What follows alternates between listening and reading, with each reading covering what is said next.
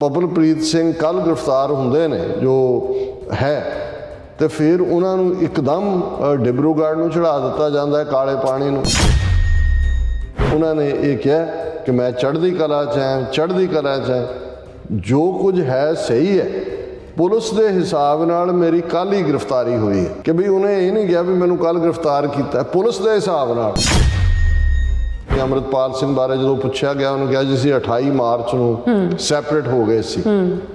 ਸੋ ਇਸ ਗੱਲ ਦੀ ਪੋਸੀਬਿਲਿਟੀ ਹੈ ਵੀ ਉਹਨਾਂ ਦੀ ਸੈਪਰੇਸ਼ਨ 'ਚ ਪਪਲਪ੍ਰੀਤ ਸਿੰਘ ਕਾਬੂ ਆ ਗਿਆ ਹੋਏ। ਉਹਨਾਂ ਨੇ ਕਿਹਾ ਜੀ ਕਿ ਇਹ ਜਿਹੜੇ ਪ੍ਰੀਵੈਂਸ਼ਨ ਡਿਟੈਂਸ਼ਨ ਲਾਅ ਨੇ ਜਾਂ ਇਹ ਸੈਡੀਸ਼ਨ ਜਾਂ NSA ਇਹ ਬ੍ਰਿਟਿਸ਼ ਪੀਰੀਅਡ ਦੀ ਲੈਗੇਸੀ ਹੈ ਔਰ ਉਹਨਾਂ ਨੂੰ ਰੇਅਰੈਸਟ ਆਫ ਦਾ ਰੇਅਰ ਘੱਟ ਤੋਂ ਘੱਟ ਉਹਦਾ ਇਸਤੇਮਾਲ ਜਿਹਦੇ 'ਚ ਜਿਵੇਂ ਡੈਥ ਸੈਂਟੈਂਸ ਬਾਰੇ ਜਿਹੜਾ ਖਿਆਲ ਹੈ।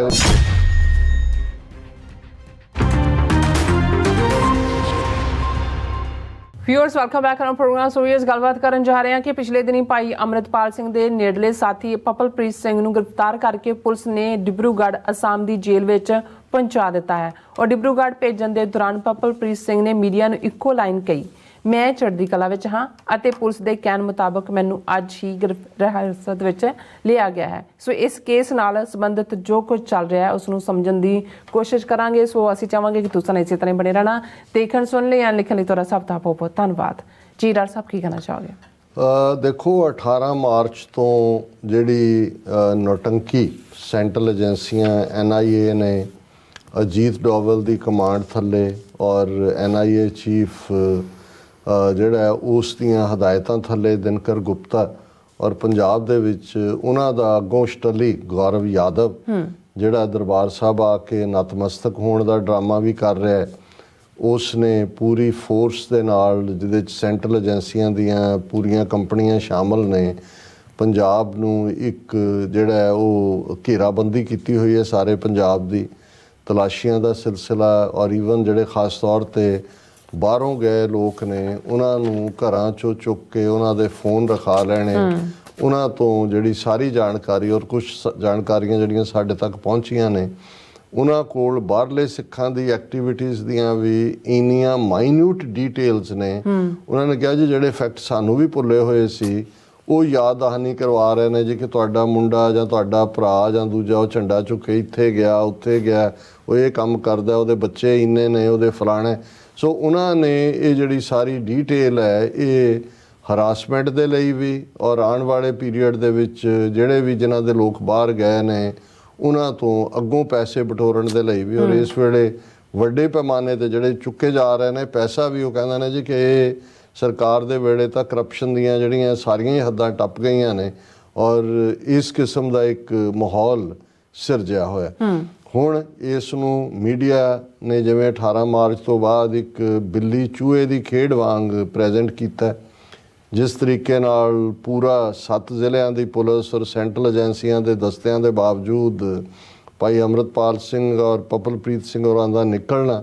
ਫਿਰ ਉਸ ਨੂੰ ਉਹਨਾਂ ਨੇ ਜਿਵੇਂ ਤੁਸੀਂ ਕਦੇ ਫਿਲਮਾਂ ਦੇ ਵਿੱਚ ਇੱਕ ਕਹਾਣੀ ਦੇਖਦੇ ਸੀ ਕਿ ਵੀ ਕਿਵੇਂ ਉਹ ਰੋਚਕ ਬਣਾਈ ਜਾਂਦੀ ਹੈ ਕਿ ਉਹ ਕਿਵੇਂ ਨਿਕਲ ਗਿਆ, ਪਾਣੀ 'ਚ ਉਹਨੇ ਛਾਲ ਮਾਰਤੀ, ਪੁਲਿਸ ਵਾਲੇ ਨੇ ਵੀ ਮਾਰਤੀ, ਉਹ ਬਿਲਡਿੰਗ ਤੇ ਚੜ੍ਹ ਗਿਆ, ਉਹ ਕੋਠਿਆਂ ਦੇ ਉੱਤੇ ਛਾਲਾਂ ਮਾਰ ਕੇ ਇੱਧਰ ਚਲਾ ਗਿਆ ਉੱਧਰ। ਸੋ ਉਹ ਜਿਹੜੀ ਰੋਚਕਤਾ ਹੈ ਉਹਨਾਂ ਨੇ ਤਾਂ ਫਿਲਮ ਦੇ 3 ਘੰਟੇ ਪੂਰੇ ਕਰਨੇ ਹੁੰਦੇ ਸੀ ਤਾਂ ਉਹ ਰੋਚਕਤਾ ਦੇ ਵਿੱਚ ਫਿਰ ਕਿਤੇ ਨਾ ਕਿਤੇ ਮੁਕਾਬਲਾ ਹੋ ਗਿਆ, ਡੁਸ਼ਮ ਹੋਈ, ਉਹਨੇ ਉਹਨੂੰ ਸੁੱਟ ਲਿਆ, ਉਹਨੇ ਉਹਨੂੰ ਕਰ ਲਿਆ ਔਰ ਫਿਰ ਐਂਡ ਦੇ ਵਿੱਚ ਜਿਹੜਾ ਉਹ ਇੱਕ ਜਿਹਨੂੰ ਗੁੱਡ ਬਣਾਇਆ ਹੋਇਆ ਹੀਰੋ ਜਿੱਤ ਜਾਂਦਾ ਔਰ ਦੂਜਾ ਜਿਹੜਾ ਐਂਡ ਹੋਇਆ। ਹੁਣ ਜੇ ਤੁਸੀਂ ਇਸ ਸਾਰੇ ਪੀਰੀਅਡ ਨੂੰ ਵੀ ਦੇਖੋਗੇ ਤੇ ਕੋਈ ਵੀ ਬੰਦਾ ਜਿਹੜਾ ਥੋੜ੍ਹਾ ਬਹੁਤ ਜਿਹੜਾ ਉਹ ਬੈਲੈਂਸ ਰੱਖਦਾ ਹੈ ਉਹਨੂੰ ਸਮਝ ਆਏਗੀ ਕਿ ਵੀ ਇਹ ਜਿਹੜਾ ਸਾਰਾ ਪਲਾਟ ਹੈ ਇੱਕ ਬੜੇ ਨਿਸ਼ਚਿਤ ਅੰਦਾਜ਼ ਦੇ ਵਿੱਚ ਪਲੈਨਡ ਤਰੀਕੇ ਦੇ ਨਾਲ ਅਨਫੋਲਡ ਕੀਤਾ ਗਿਆ ਕਿਵੇਂ। ਔਰ ਇਹਦੇ 'ਚ ਕੋਈ ਦੋ ਰਾਵਾਂ ਨਹੀਂ ਨੇ ਕਿ ਭਗਵੰਤ ਮਾਨ ਦੀ ਸਰਕਾਰ ਪੂਰੀ ਤਰ੍ਹਾਂ ਇਸ ਨੇ ਸਰੈਂਡਰ ਕੀਤਾ,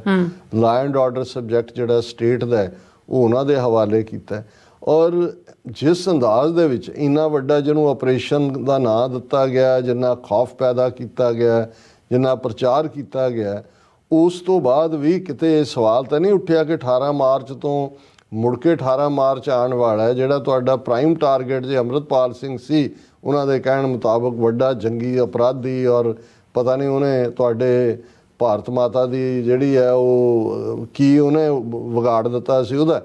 ਲੇਕਿਨ ਜੇ ਇਹਨਾਂ ਦੇ ਹੀ ਕਹਿਣ ਮੁਤਾਬਕ ਉਹ ਪਹੁੰਚ ਤੋਂ ਬਾਹਰ ਹੈ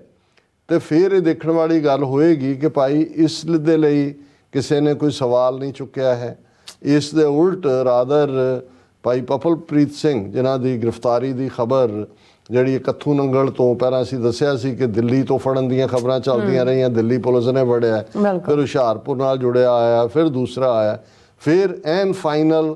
ਕਿ ਵੀ ਇੱਕ ਪਾਸੇ ਤਾਂ ਜੇ ਕੋਈ ਸਾਈਕਲ ਚੋਰ ਵੀ ਮਨਜਿੰਦਰ ਬਿੱਟੇ ਵਰਗਾ ਫੜਿਆ ਜਾਂਦਾ ਸੀ ਉਹਨੂੰ ਵੀ ਲਿਜਾ ਕੇ ਇੱਕ ਵਾਰੀ ਤਾਂ ਪੁੱਛਦੇ ਸੀ ਕਿ ਵੀ ਦੱਸ ਅੱਜ ਦਾ ਇਹ ਸਾਈਕਲ ਤਾਂ ਤੂੰ ਚੋਰੀ ਕੀਤਾ ਹੈ, ਹੋਰ ਕਿਹਦੇ ਸਾਈਕਲ ਚੁੱਕੇ ਨੇ। ਹੁਣ ਜੇ ਪਪਲਪ੍ਰੀਤ ਸਿੰਘ ਕੱਲ ਗ੍ਰਿਫਤਾਰ ਹੁੰਦੇ ਨੇ ਜੋ ਹੈ ਤੇ ਫਿਰ ਉਹਨਾਂ ਨੂੰ ਇੱਕਦਮ ਡਿਬਰੂਗੜ੍ਹ ਨੂੰ ਚੜਾ ਦਿੱਤਾ ਜਾਂਦਾ ਹੈ ਕਾਲੇ ਪਾਣੀ ਨੂੰ। ਔਰ ਕਿਉਂਕਿ ਜਦੋਂ ਅਸੀਂ ਡੀਕੋਡਿੰਗ ਕਹਿੰਦੇ ਹਾਂ, ਕਿਉਂਕਿ ਅੱਜ ਬਹੁਤ ਸਾਰੇ ਸੋਸ਼ਲ ਮੀਡੀਆ ਤੇ ਵੀ ਇਹਦੀ ਚਰਚਾ ਰਹੀ ਹੈ ਕਿ ਵੀ ਜਿਹੜਾ ਇੱਕ ਕੰਮ ਜਦੋਂ ਪਪਲਪ੍ਰੀਤ ਸਿੰਘ ਹੋਰਾਂ ਨੂੰ ਲਿਆਂਦਾ ਗਿਆ ਔਰ ਉਹਨਾਂ ਨੂੰ ਅੰਮ੍ਰਿਤਸਰ ਲਿਆ ਕੇ ਉਹ ਜਹਾਜ਼ ਸਵਾਰ ਕੀਤਾ ਜਾ ਰਿਹਾ ਡਿਬਰੂਗੜ੍ਹ ਭੇਜਣ ਲਈ, ਤੇ ਮਾਈਕ ਵਾਲੇ ਕਿਵੇਂ ਪਹੁੰਚ ਗਏ ਜਦੋਂ ਕਿ ਇੰਨਾ ਕਿਉਂਕਿ ਇਹ ਉਹਨਾਂ ਦਾ ਸਾਰਾ ਔਰ ਉਹਨਾਂ ਨੇ ਪੁਲਿਸ ਨੇ ਪ੍ਰਵੇਲ ਕੀਤਾ ਹੋਏਗਾ ਕਿ ਭਾਈ ਤੁਸੀਂ ਸਾਡੀ ਕਹਾਣੀ ਨੂੰ ਹੀ ਕਹਿਣਾ। ਪਰ ਕਿਉਂਕਿ ਪਪਲਪ੍ਰੀਤ ਸਿੰਘ ਖੁਦ ਮੀਡੀਆ 'ਚ ਰਿਹਾ ਔਰ ਇਹ ਨਹੀਂ ਹੈ ਵੀ ਪਹਿਲੀ ਵਾਰ ਪੁਲਿਸ ਦੀ ਹਿਰਾਸਤ 'ਚੋਂ ਗਿਆ, 2015 'ਚ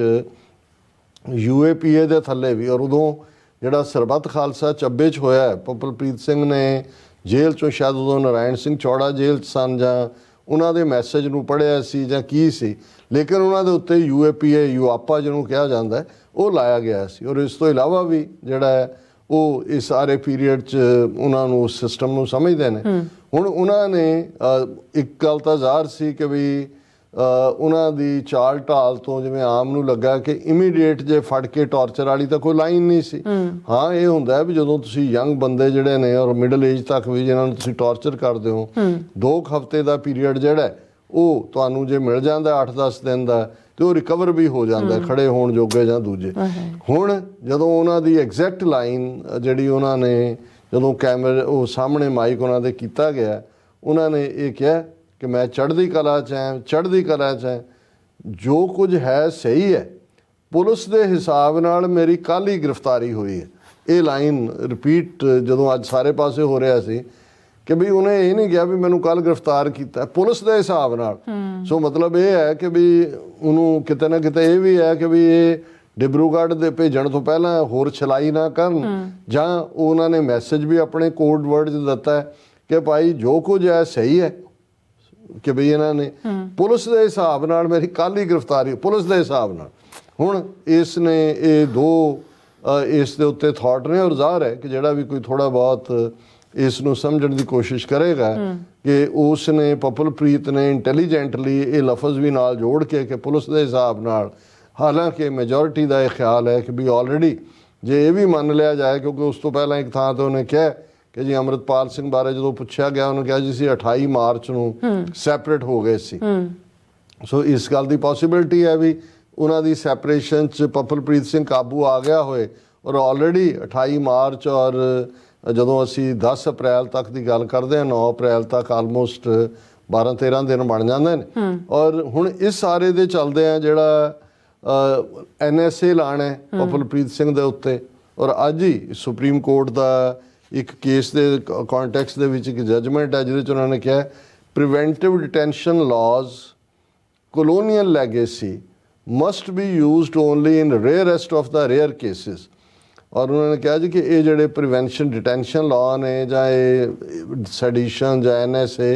ਇਹ ਬ੍ਰਿਟਿਸ਼ ਪੀਰੀਅਡ ਦੀ ਲੈਗੇਸੀ ਹੈ ਔਰ ਉਹਨਾਂ ਨੂੰ ਰੇਅਰੈਸਟ ਆਫ ਦਾ ਰੇਅਰ